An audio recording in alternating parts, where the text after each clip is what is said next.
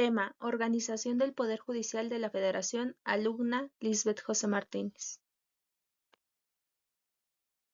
¿Qué es el Poder Judicial de la Federación? Es el órgano encargado de resolver conflictos entre las personas y entre los órganos del poder político público, así como de proteger los derechos humanos establecidos en la Constitución Federal y los tratados internacionales, además de los derechos políticos e electorales de las personas, por lo que es el poder que cuenta con las atribuciones necesarias para impartir justicia de manera cumplida y para mantener el equilibrio entre los demás poderes. Además, garantiza la posibilidad de que los litigios sean solucionados a través del proceso. La impartición de justicia posee grandes retos porque los litigios son en cualquier sociedad un reflejo de la problemática con que se vive, siendo la función primordial del Poder Judicial resolver aquellos planteados por las partes en los procesos jurisdiccionales. Por lo que, para proteger el orden constitucional, se vale de diversos medios, entre ellos el juicio de amparo, las controversias constitucionales, las acciones de inconstitucionalidad y la facultad de investigación. Los medios mencionados tienen una singular particularidad, la cual es el bienestar de las personas. Organización del Poder Judicial de la Federación. Se deposita el ejercicio del Poder Judicial de la Federación en una Suprema Corte de Justicia, en un tribunal electoral, en plenos regionales, en tribunales colegiados de circuito, en tribunales colegiados de apelación y en juzgados de distrito. Esto lo podemos encontrar en la Constitución Política de los Estados Unidos Mexicanos, artículo 94, y en la Ley Orgánica del Poder Judicial de la Federación, artículo 1.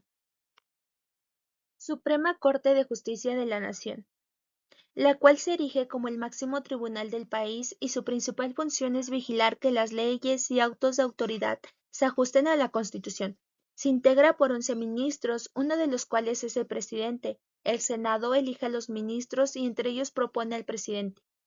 Algunos de los requisitos para ser presidente son ser mexicano por naturaleza, tener cuando menos 35 años cumplidos, título profesional de licenciado de Derecho, expedido por lo menos 10 años antes de la designación, gozar de buena reputación, haber residido en el país durante los 2 años anteriores a su nombramiento y no haber sido secretario de Estado, jefe de departamento administrativo, procurador general de la República o de la Ciudad de México, senador o diputado federal ni gobernador de algún estado jefe de gobierno de la Ciudad de México durante un año previo a su designación.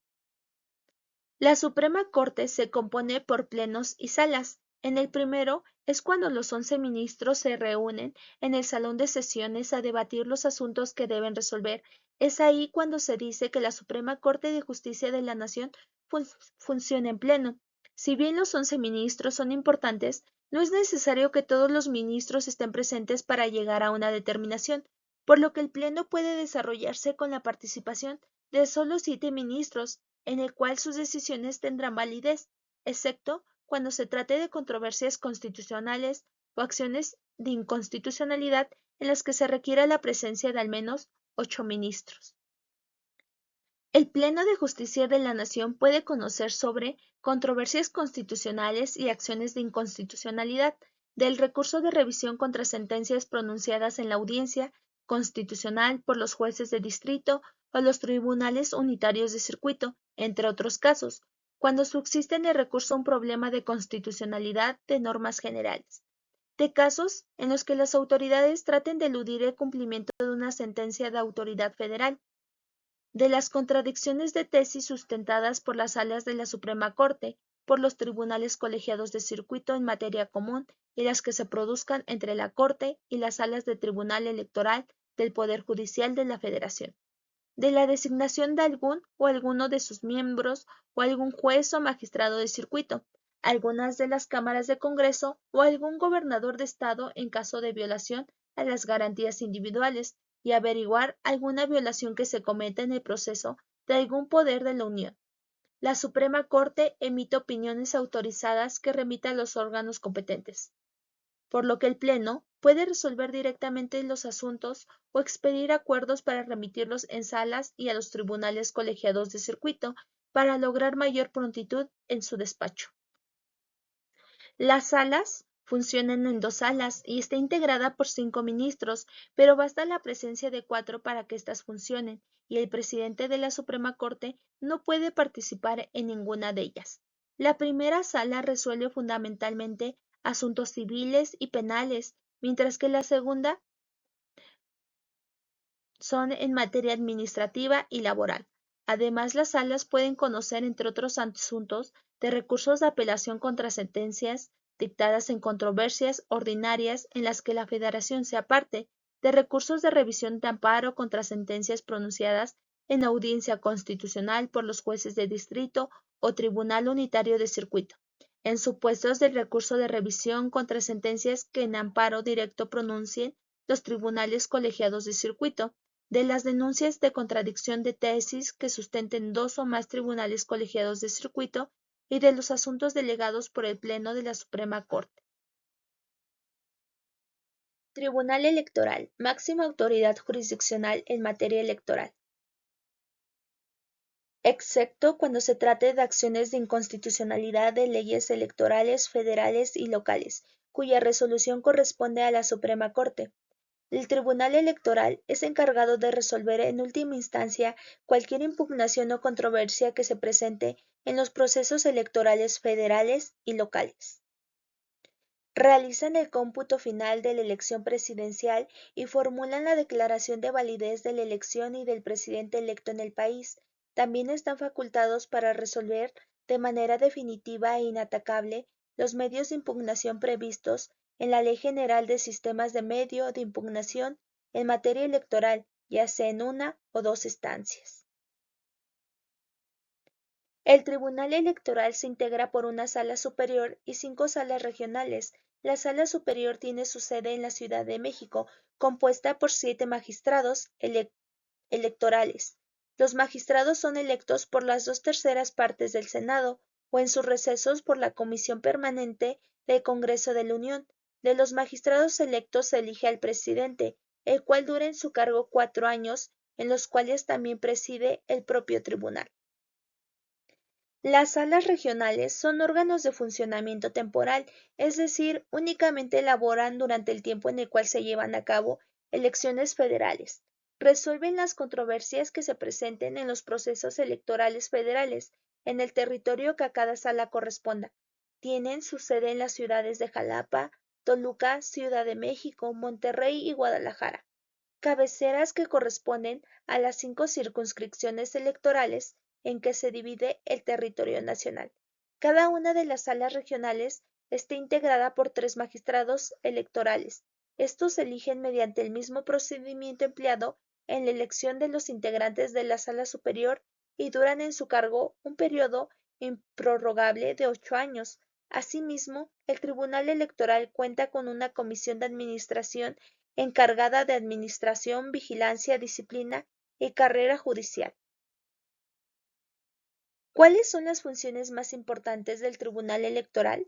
La Sala Superior del Tribunal Electoral conoce y resuelve, entre otros, los siguientes asuntos: de los recursos de apelación promovidos contra los actos o resoluciones del Instituto Federal Electoral, de los juicios de inconformidad en contra de los resultados asentados en las actas de cómputo distrital de la elección presidencial.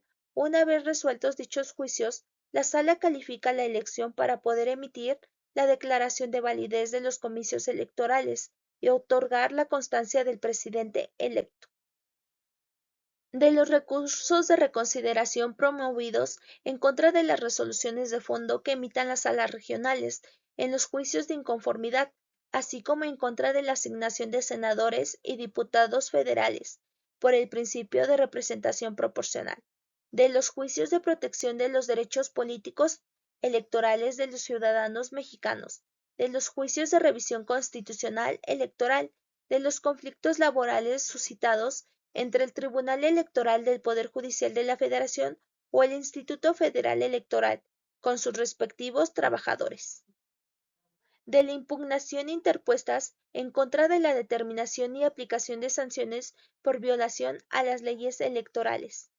Las salas regionales son competentes para conocer, entre otros, los siguientes asuntos: de los juicios de inconformidad iniciados a raíz de las elecciones federales de los diputados y senadores durante la etapa de resultados y declaraciones de validez de las elecciones federales, de los recursos de apelación contra actos o resoluciones de las autoridades electorales durante la etapa de preparación del proceso federal, salvo que provengan del presidente del Congreso de la Unión o la Junta General Ejecutiva del Instituto Federal Electoral, o bien se trate del informe del Registro Federal Electoral sobre las observaciones de los partidos políticos a las listas nominales de electores, de los juicios de protección de los derechos electorales del ciudadano en el proceso electoral federal, tales como la inclusión o exclusión indebida en la lista nominal de electores o la no recepción oportuna de la credencial para votar.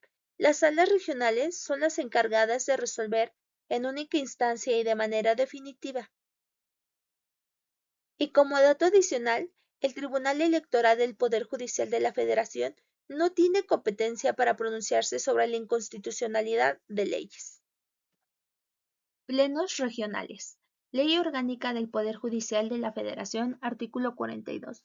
Con las salvedades que se refieren los artículos 10 y 21 de esta ley, son competentes los plenos regionales para resolver las contradicciones de criterios sostenidas entre los tribunales colegiados de circuito de la región correspondiente, determinando cuál de ellas debe prevalecer, denunciar ante el Pleno o las salas de la Suprema Corte de Justicia de la Nación las contradicciones de criterios entre plenos regionales o entre tribunales colegiados de distinta región, solicitar a la Suprema Corte de Justicia de la Nación, conforme a los acuerdos generales que emite el Consejo de la Judicatura Federal, que inicie el procedimiento de declaratoria general de inconstitucionalidad cuando dentro de su región se haya emitido una jurisprudencia derivada de amparos indirectos en revisión en la que se declare la inconstitucionalidad de una norma general, de los conflictos competenciales que se susciten entre órganos jurisdiccionales y las demás que les confieran los acuerdos generales de la Suprema Corte de Justicia de la Nación.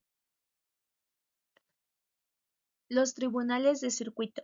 Los tribunales federales se encuentran distribuidos a lo largo de todo el territorio nacional, sin embargo, solo pueden conocer de los asuntos que se presentan en las zonas geográficas a las que fueron asignados. Estas zonas se llaman circuitos judiciales. Existen 29 circuitos judiciales en el territorio nacional. Un circuito judicial puede abarcar el territorio de una entidad federativa o, en otros casos, el circuito judicial comprende el territorio de 2 estados.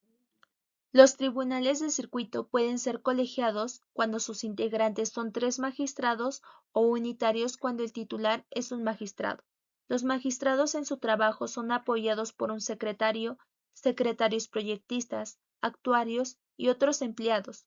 Uno de los magistrados funge como presidente y es elegido por los magistrados del propio tribunal. Dura 1 año en su cargo sin que pueda reelegirse para el siguiente.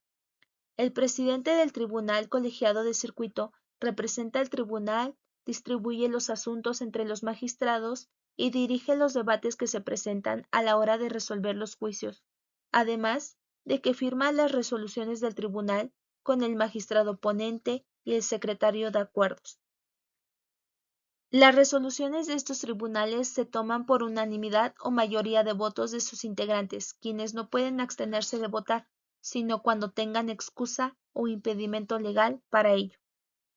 Los tribunales colegiados de circuito son competentes para conocer, entre otros, de los asuntos siguientes: los juicios de amparo directo contra sentencias definitivas, laudos o resoluciones que pongan fin al juicio, por violaciones cometidas en ellos o durante la secuela del procedimiento, los recursos que procedan contra autos y resoluciones que pronuncien los jueces de distrito, tribunales unitarios de circuito o el superior del tribunal responsable cuando en otros casos desechen una demanda de amparo o concedan o nieguen la suspensión definitiva, los recursos de revisión contra sentencias pronunciadas en la audiencia constitucional por los jueces de distrito, tribunales unitarios o el superior del tribunal responsable.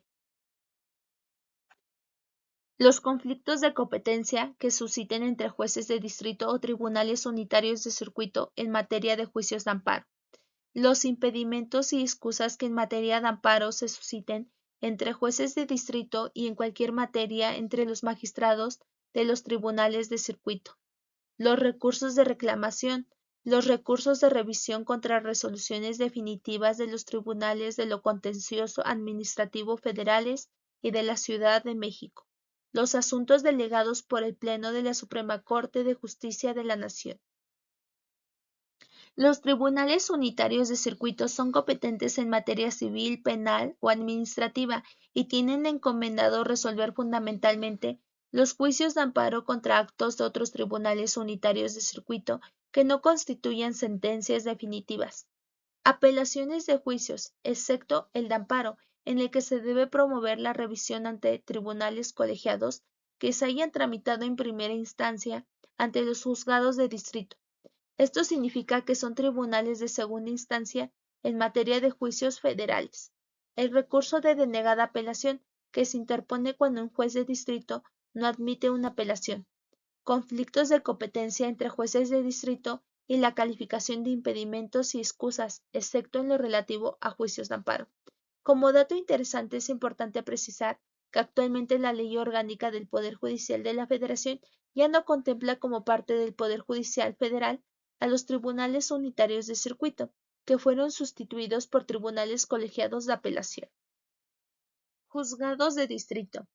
Son los órganos jurisdiccionales de primera instancia del Poder Judicial de la Federación.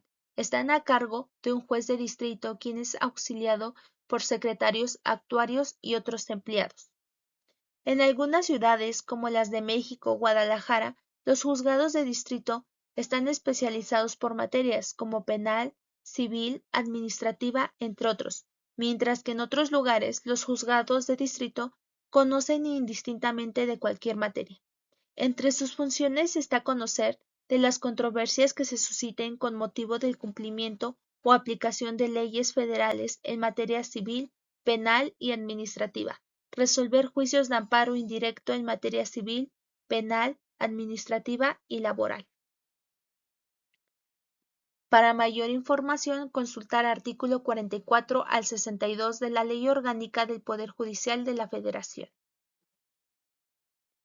¿Por qué es importante el secretario en el juzgado? El secretario es un funcionario clave en la administración de la justicia, actuando como el principal colaborador del juez y desempeñando sus funciones bajo su supervisión. Es fundamental destacar que las acciones del secretario están respaldadas por la fe pública. Existen diferentes tipos de secretarios, como los de acuerdo que tienen autoridad para firmar actuaciones judiciales, los proyectistas que elaboran proyectos de sentencia para el juez, los secretarios actuarios, responsables de los actos procesales de comunicación y ejecución, y los conciliadores, proponen soluciones a las partes. Por lo que en términos generales, el secretario goza de las mismas garantías que los jueces, como independencia, autoridad y responsabilidad, lo que implica un gran compromiso social. Así, el secretario contribuye a la eficiencia y eficacia del proceso judicial y brinda un apoyo íntegro, jurídico al juez, por lo que su competencia es crucial para evitar repercusiones negativas en el juzgado.